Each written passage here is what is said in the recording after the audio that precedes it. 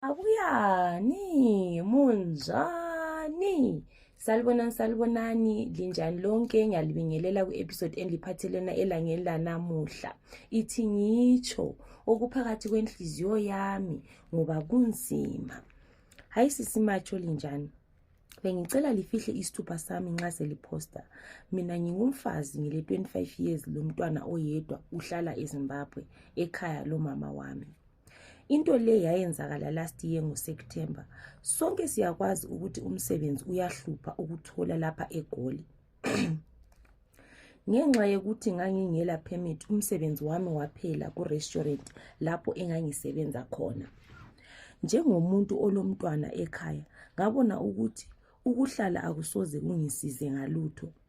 Ngahamba emarket ukuyadinga umsebenzi. Ngavukela amalanga amathathu wonke kungela lutho oluvukayo. Ngelanga lesi-4 ngahamba emarket lami ngilethemba lokuthi ngingaqhatshwa. Ngabo 10 ekuseni yafika imota enhle umhlobo we-Range Rover, inumber plate angisawazi. Babengu-2, ngokukhuluma kwabo ngahle ngathi ngama-Nigerian.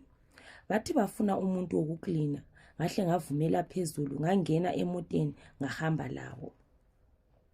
Bafika bangitshengisa konke baphuma bahamba. Ngaklina ngaqeda ngabo 3 emini. Ngahlala 1 hour babuya sebengu4. Bangena erumini eyinye baphuma begqoke izigqoko ezimnyama ezingathi ngama-garments emasowe kodwa zazicazimula. Ngayethuka kakhulu ngoba babebuya kimi. Bathi ngibalandele. Ngababuza ukuthi ngaphi, bathi landela kuphela. Ngalandela kodwa inhliziyo yami yayiduma ungathi isigayo sibili. Ngapha lengembezi seziphonga ujuluka. Ngaphelela ngaswela ukuthi ngiyenzeni. Ngapha ngase ngiqhuqa. Ngafika ku-main bedroom yendlu yona leyo, bathi ngikhiphe impahla zami. Bayendlala ilembu elibomvu phezu kombheda bathi ngiye khonapho. Baqalisa ukungithunqisela imithi eyayinuka kakhulu. Ngaqalisa ukuphathwa yisiyezi. Bangithi ngilale khonapho phezu kombheda. Bangijintshanisa bonke bengu4. Ngase ngasela amandla ngenxa yesmoke somuthi ababewutshisa. Khonapho babengasebenzisi protection. Beqeda khonapho bangiphakamisa ngenqunu bangifaka emoteni lempahla zami. Badrayiva imota bangichiya egangeni lempahla zami. Ngadotshwa ngabanye omama bangibuza ibizo lami, bangigqokisa impahla, ngabaqoqela konke okwakuyenzakele. Bangisa esibhedlela. Babebuya bezongibona ngaze ngadischargewa esibhedlela. Bangibuza okwayenzakalayo konke, ngabatshela konke okwayenzakalayo. Inkinga yikuthi mina ngangihamba esikhathini 3 days kodwa since khonapho ngihamba 10 days ngiphuma impethu ngaphansi. Sengizame ukuhamba kodwa angikatholi uncedo. Igazi lakhona liphuma eliningi lempethu. Ngangigqoka u38 manje sengigqoka u28. Ngiyaluza iweight kakhulu. Bengidinga uncedo nxa bekhona abasizayo. Iyo ke i-confession esuka kudadewethu. Okay, kulabo abangakwaziyo indawo okuthiwa yi-market, indawo okuthiwa yi-market lapha eGoli, indawo is either yabe semarobotini or yabe isiduze kwezindlu or lama gated community or angasoma gated community or yabe seduze ama-hardware lapho kuthengiswa khona i-building material. Kuyahamba futhi kuye-market abantu. Yindawo okuhanjwa khona ngabantu beyebuthana. Abanye babebhalela amabhodi ukuthi thina sidinga umsebenzi we-cleaning, abanye besithi sidinga we-gardening, abanye bedinga we-welding. Kuyachiyana ukuthi wena uyenza okwani. so yindawo okuthiwa yimarket abangakwaziyo ngoba I think eZimbabwe azange ngeke ngibone endawo enjalo, but lapha indawo zona lezo ziningi lapho kudingwa khona umsebenzi. So usisi wethu uthi wahamba endaweni yona leyo emarket wabethathwa ngama-Nigerian, bathi bemthethe babehamba besiyambambelana bengu-4, mbona ngani babesenza kwama-rituals ngaye, angithi. So fanele siqaphele abantu nxa silapha emamakethini simaketha khona, fanele siqaphele, fanele sikhuleke in fact mawusuka endlini qala ukukhuleke ukuthi uNkulunkulu semphuma sensiya endaweni yena leyo, angazi ukuthi mbani ozobuya ezongithatha, kodwa bengicela nje konke ngunikeza ezandleni zenu mdala ukuthi lingcine ngithathwe ngabantu abaright emarket. Bakhona abanye abantu abathatha abaright sibili emarket, kodwa bakhona abanjalo njengama-Nigerian nalawo.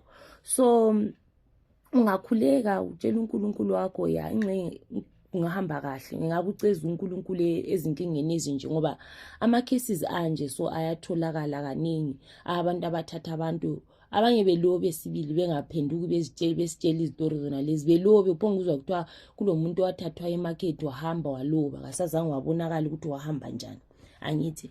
So indawo etholakala umsebenzi at the same time ilama disadvantages ukuthi ungakwanisa ukuthathwa ungaphenduki. So usisi wethu uthi wathathwa khonapho wathethethwe bahamba bamenza khonokho abamenza khona, but inkinga esikhona ukuthi uyaphuma impethu ngaphansi and usehamba esikhathini ama-days more than ama-days akho ewahamba. So wakwazama ukudinga usizo kodwa usizo akalutholanga, so becela abakwanisayo ukumsiza ngoba uthi yena uyaluza i-weight. So bedinga nxa bekhona abakwanisayo ukusiza udade wethu benganthinta. Eminye umlayezelo engilawo bakithi, mina angithwalisi abantu. Ungabuyi kimi ku-inbox usithi ufuna ukucela inamba zomuntu othweleyo, angisoke ngikunikeze inamba zona lezo, because i-goal yale channel ngiyokuthi abantu sifunde ukuthi kuyenzakalani phandle. Abantu bebuya lama-secrets abo lama-confessions, thina siyafunda khonokho ukuthi thina siphephe engozini zona lezo, singahlangani lama-situations anjalo, singangeni futhi kuma-situations anjalo. Yes, of course uyakwanisa ukuhlangana lawo, but ungabona ama-situations anjengayawona lawo ubekwazi ukuthi uyazinceda kanjani ngoba uyabusukwazi ukuthi abanye bake bangena njani, basenkingeni, especially abantu ababuya besithi bathwele, bayakhala ukuthi imali yakhona inzima, and then wena subona omunye umuntu sebuya sesithi macho ngicela inamba zomuntu yena leyo ngicela mina ngiconnectise abantu lenyanga 1 2 anthwalisi abantu anso connection ukuthi uthwale abantu malifuna ukusiza abantu abafuna usizo liyabuya kimi likhuluma ukuthi liyakwanisa ukusiza, and then mina sengithatha inamba zakho sengizipha yena lo odinga usizo, yena lo odinga usizo wena ngiyozokucontact, angithi. So uma ungacontactwanga ayiso problem yami yona leyo, but lingabuyi kimi lisithi sisicela isiconnecte lenyanga, hayi khonokho angikwenzi bafethu, angikuyenzi bodade wethu, angikwenzi bomama labo baba, akwenzakali khonokho. Asifuni ukuthi abantu bethwale, asifuni ukuthi abantu bayeze inyangeni, asifuni ukuthi abantu beyenze izinto ukuthi uyagcina usuzisola subhala ama-secret lama-confession ukuthi okwami kuhamba so. Asifuni ukuyenza khonokho. We are trying ukuthi si-eliminate izinto ezinjalo ku-society. Sifuna ukuthi abantu bebe le confidence yokukhuleka, ube le confidence in yourself yokuzisebenzela uzuza imali yakho from scratch. Yikho esikufunayo. Asifuni ukuthi abantu beyenza ama-instant money nalawo, asifuni ukuthi abantu uhambe uyethwala, asikufuni khonokho. Sifuna i-society yethu ukuthi ibe clean, ibe njengakudala, angithi.